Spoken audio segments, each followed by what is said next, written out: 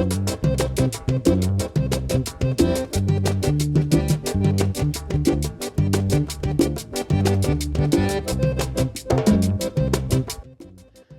everyone, my name is Diane Casanova and today I'm going to be teaching you how to make buñuelos.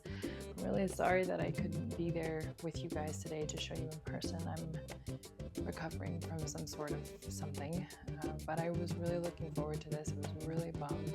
So thanks to Abby Cook,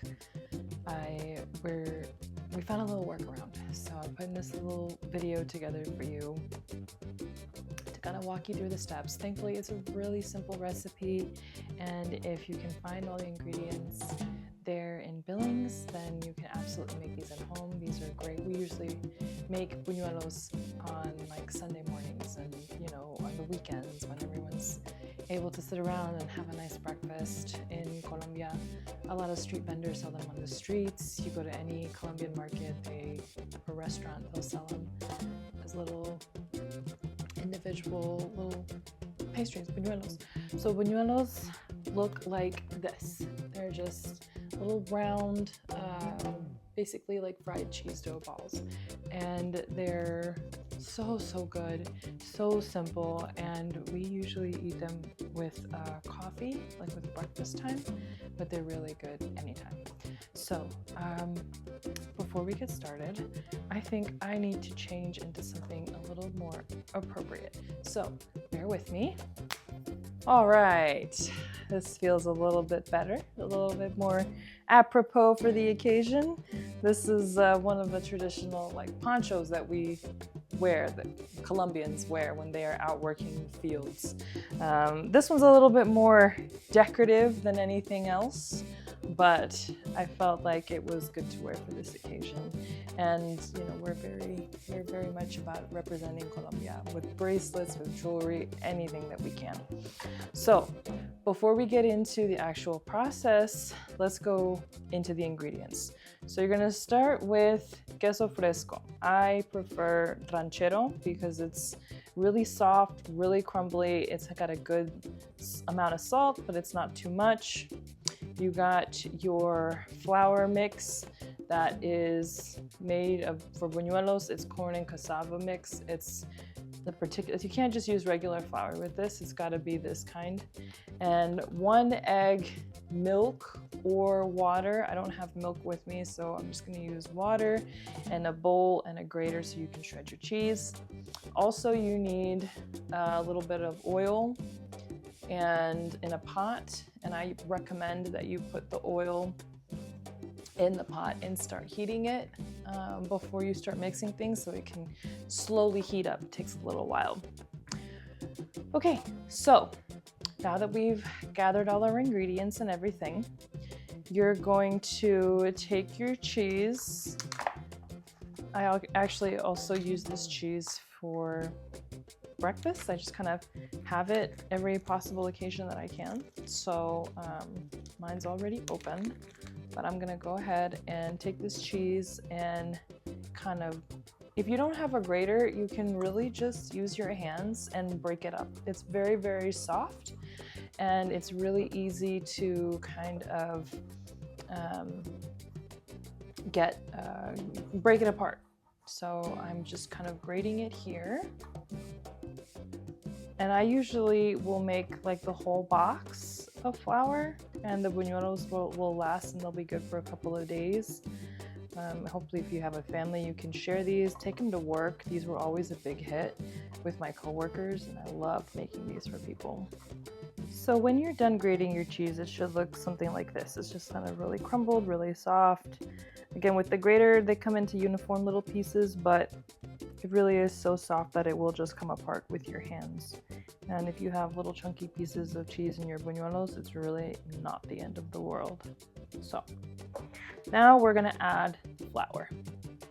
So now we're just gonna add the flour to the mix. I will, because this was about 3/4 of the cheese block, I'll probably do about 3/4 of the flour mix in here. And just kind of leave the rest of it in there. I'm just gonna add a little bit more. There we go. Yeah. And then what I like to do is I like to mix the flour and the cheese so they're kind of incorporated into each other pretty well. It's kind of like a little crumbly right here. And if you touch the flour, it's got kind of a, I don't know what the word is for this texture, but it feels really cool to me. It's always been one of my favorite parts about this. Now, one of the things that I really encourage you to do is taste the cheese before you add any salt, so that you can get an idea of what the salt content already is in it. I'm just kind of breaking up some little extra blocks of cheese in here. Get a sense of what the salt content is before you add more salt. I always add more salt, but you want to taste it to make sure that you're not adding too much, because it's really easy to add too much. So I'm gonna get my salt. And what's tough about this is it's really hard to say exactly how much you should add, because we don't add specific amounts. We just kind of use our instincts with how much we're gonna add. So I'm just gonna sprinkle that in there, and that's it. And now mix it again a little bit more. Now we're gonna add this egg. Just one egg for the whole box. TT, you can't have any. No ma'am, out of this kitchen, please. My cat. She always wants to be underfoot when I'm in the kitchen cooking something she knows is gonna be good. So you're gonna take one egg, crack it, and pop that in there, and then mix it and incorporate it. You want that yolk to break apart, and the yellow of the yolk is gonna kind of get everywhere. It's gonna turn all of this dough here into just like a little yellowy tinted mixture. Mix it really well, mix it really well. Try to make sure if you start, you're gonna start getting these little like chunks right here on your hands, and just try to, you know, flake them off and put them back into the mix. So you can mix these up really, really well.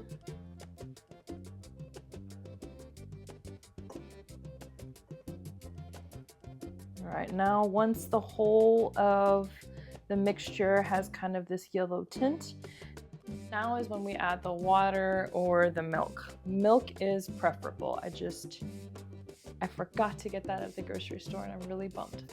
But water will do just fine. So this is where it gets a little tricky, right? Because it's really easy to have this dough become runny and really soft, and you don't want that. You want the dough to be able, to hold its shape, right? We're gonna be rolling it into like little like dough balls, and they need to be able to hold their shape in the oil. So you want to add the water very gradually. Add the water a little bit at a time. Just a little bit. A little bit will go such a long way. And as you can see here, as I'm mixing it, it's really not taking that much to incorporate everything. Let's see if I can turn this in a little bit. There we go. As you can see, it does not take a lot of liquid to incorporate it. Now, as you can see, when you let the dough just kind of settle, how you can tell if it's too runny or too soft is if you let it rest and it starts to fall apart. So right now it's pretty good because it's kind of holding its shape just like this. But I need to add a little bit more water, right? So this is another example. You see this? It just kind of like sinks and just kind of sort of collapses. So that's a little bit running now. I need to add a little bit more water to incorporate the rest of this. So I'm gonna very carefully add a little bit more. mix it really well. Use your hands. See when it starts to just collapse like that. So you want to try to mix everything together. You just kind of work it in really well. And this is always the fun part, right? You get to use your hands and mix the dough and do all of those things. So when you're done, see, and I didn't use very much of that liquid at all. There's probably like 85% of the liquid is still in here. But now you see I've been able to get all of the dough and the cheese from the bowl, kind of mix it all together. And I like to push it in, incorporate it. So it should look something like this, right? It's soft, but it's not collapsing. It's holding its shape for the most part. If your dough is too runny and it's, you know, kind of falling apart really easy, it's just like super soft, just add a little bit more flour, a little bit at a time, until you get this kind of consistency, okay? And then comes the fun part. Now we take little chunks of the dough and start rolling it into balls. But before we do that, we need to check on our oil. So the oil has been heating over here on the stove. So let's see what that looks like. I usually just take like a little pinch, like a little pinky sized dough ball like that. And the way you test it to make sure is you will drop this into the oil. So it'll fall to the bottom at first, but you'll see the bubbles. That's how you know it's cooking. And then slowly that little piece of dough will rise to the top, to the surface. And that's how you know it's cooking. So it looks like the oil is ready. So now we're gonna take the dough and roll it into balls. So remember that the amount of dough that you use, it's going to expand, right? So I've seen buñuelos of all sizes. I've seen them really little, I've seen them pretty big. Traditionally, they're usually pretty big. I like to keep them kind of like 1.5 inches in diameter at the most, maybe 2 if I'm feeling wild. I'm just kidding. So you're just gonna take the dough and just roll it up into a neat little ball. I'm just gonna roll it up. Nice and easy, should be pretty smooth. Just like that. You're gonna roll them just like this. Okay, look at that, it's beautiful. Nice, and it's just like got a perfect, smooth surface. Oh, I love when they come out like this. And then we're gonna take this and bring it over here to the oil and just pop it in, okay? Now, the oil, it might not sit all the way in the oil, but that's okay. You just want most of it covered. And then as you see, the oil is starting to cook around the edges. And as it moves, you see this one that's kind of moving about on its own.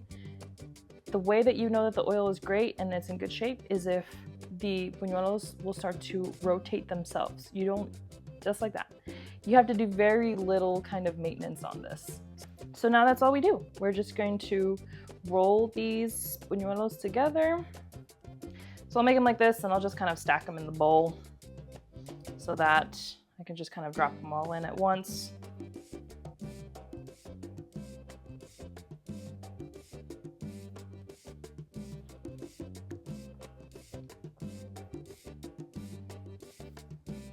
And because these are really just for me right now, I might go share some with my coworkers. I'm not gonna make that many, but like I said, these are great to share. Everybody loves these. I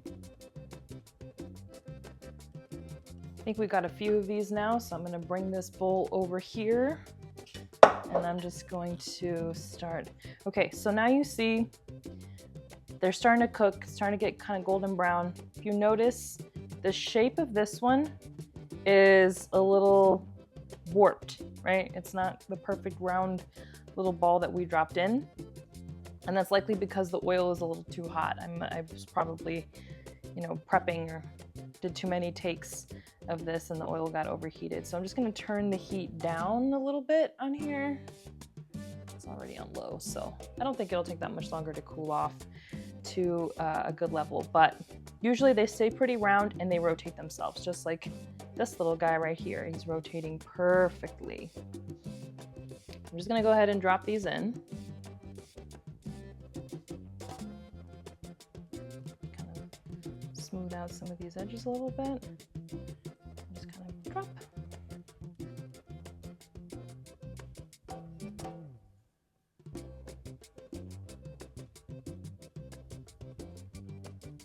You don't want to put in too many at once. They need to have room to kind of float around and rotate themselves and everything. So I'll probably add this last one and let these cook. Oh, did you see that? This guy kind of just rotated himself. And that's what they do. They'll just keep doing that. This is the best part. You just sit and watch it cook. But yeah, and then this is the easy part.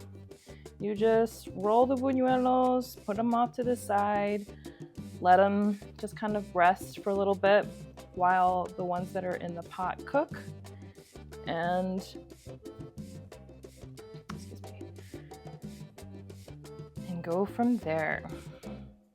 So the oil is heated up a little bit. I've got it back on kind of like medium low to not overheat the oil, but allow these to cook and rotate themselves. So as you can see, I don't know if you can see this little guy over here that we put in to test.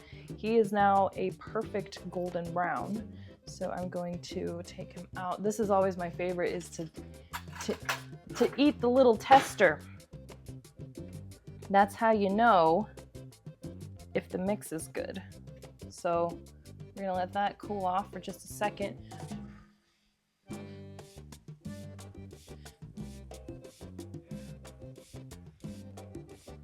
Okay. And they should come out like this. Just like a very beautiful little pristine texture. Very easy. And then moment of truth. Oh my God. I want a coffee so bad right now. But I shouldn't because of my throat. I need to drink things that'll hydrate me, not dehydrate me. Okay, so these are cooking really nicely and they've got quite a bit of room to rotate. As you can see, I mean, this is what they originally were rolled at, and this is the size that they've grown to.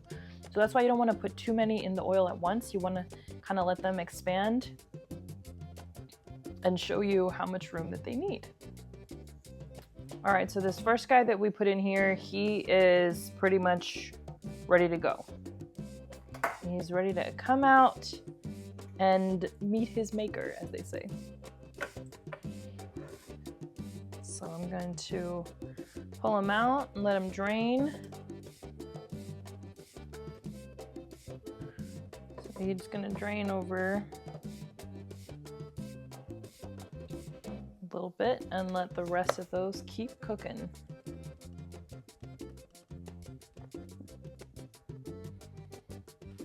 And now we're gonna get to try this first guy that we made together. Ooh, look at that. That's so beautiful. My favorite part. And sometimes I'll put a little bit of butter and a little bit of extra salt on these, but they're so good. Excuse me. They're so good just on their own. And again, with some coffee, I think I might just have to bite the bullet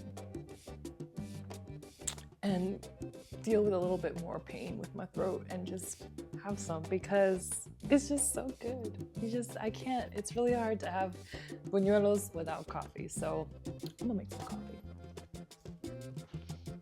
All right, so now we're getting to the point where a few of these are pretty much ready to go. Oh no, still got a little bit more to cook on that side. Yeah, you just want to just rotate them all the way around and just kind of make sure that they are the appropriate amount of toasted and cooked. If you notice they're not rotating themselves for whatever reason, just help them out. Like these guys right here. Come on, puppy. Yes, so. But like this guy right here, he's pretty good. This one's pretty good too. I'm just gonna go ahead and start taking them out. I'm not gonna be perfectly like all the way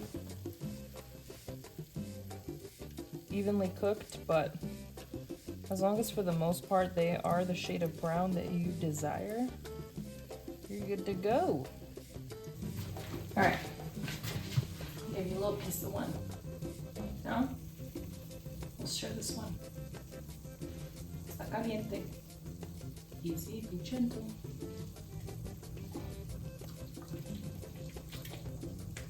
You're supposed to chew it. You don't just swallow it. Está rico, ¿no? Titi, come here. Titi. Ooh, it's hot.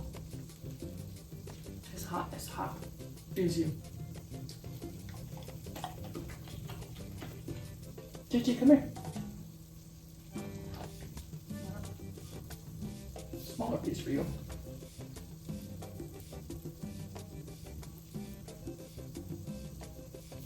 I'm not sure about that, she says. All right, so I'm going to let these finish cooking while I get my coffee and enjoy the ones that I was able to make. Thank you guys so much for attending this cooking demonstration. I hope you learned something, and I hope you feel like you're empowered with a new recipe. You don't have to be Latino to cook like a Latino. Just make sure you learn from a Latino, because it makes all the difference. Thank you guys so much. Make sure you check out some of the other amazing programs and educational offerings that MSUB is sharing with everyone for their themed semester. And wish I could be there for you, with you. But have some coffee, have some buñuelos, chat with your neighbors, and enjoy. Above all, know that food is the great unifier of everything and everybody, and it should always serve that purpose. So take care.